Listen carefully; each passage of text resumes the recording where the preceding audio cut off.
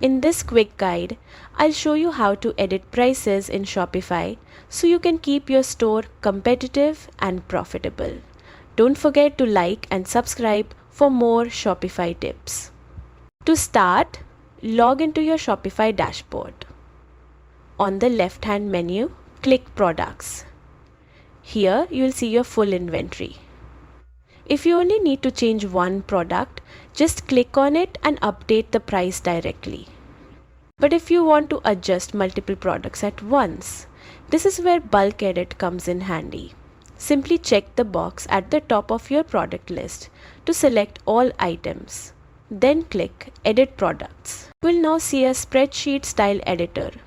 Head over to the price column and update the values as needed.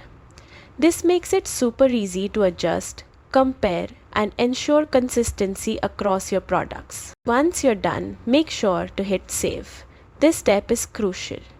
If you don't save, your changes won't apply. And that's it! You've successfully updated prices in Shopify. Keep reviewing your pricing regularly to stay competitive and maximize profits. Thanks for watching. If this helped, drop a like, subscribe, and check out my other Shopify tutorials.